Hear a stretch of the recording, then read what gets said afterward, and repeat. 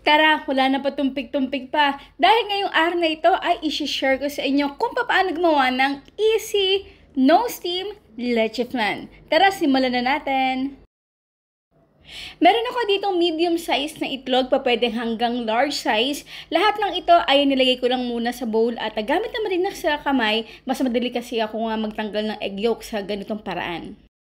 Huwag kalimutan syempre ang asin at since na ito ay non-steam or no steam ay maglalagay tayo dito na pampaset na agar-agar powder at syempre para mas easy and cheesy natin ay gagamit tayo dito ng cheese powder syempre.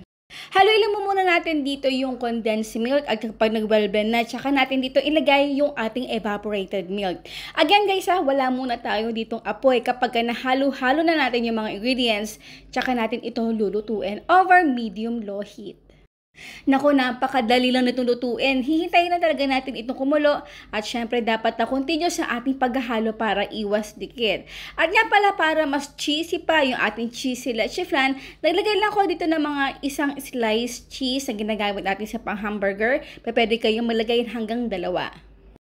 After ko ito mailagay sa molde, ay hinahayaan ko lang muna ito nasa room temperature for at least 30 minutes. Then, ilalagay ko na ito sa ref for at least 1 hour. Then, after 1 hour lang tayo gagawa ng ating caramel toppings. Sa paggawa naman ito ay tinunaw ko lang muna dito yung ating asukal. At syempre habang tayo ay naghihintay, ay pinag-combine ko na yung ating slurry o yung cornstarch plus water. Dito ay nasa medium-low heat ako at dahan-dahan o paunti-unti ko lang dito nilalagay yung ating slurry.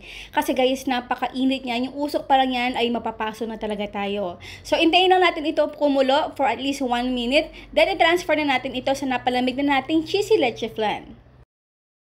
Bago natin ito i-serve, kailangan ay palamigin mo muna natin ito ulit. Nako, alam ko na marami na rin magtatanong sa akin na, Mama Shirley, wala kaming agar-agar powder. Okay guys, pwede tayong gumamit ng plain gelatin powder, pero doblehin nyo na lang yung pinaka-measurement nito. O, diba? At syempre, bago tayo magtikiman portion, ang tanong ni Mama Shirley, ilang itlog ang ginamit natin dito sa paggawa ng ating napakasarap na cheesy, no steam leche flan? Ang inyong sagot syempre sa comment box section.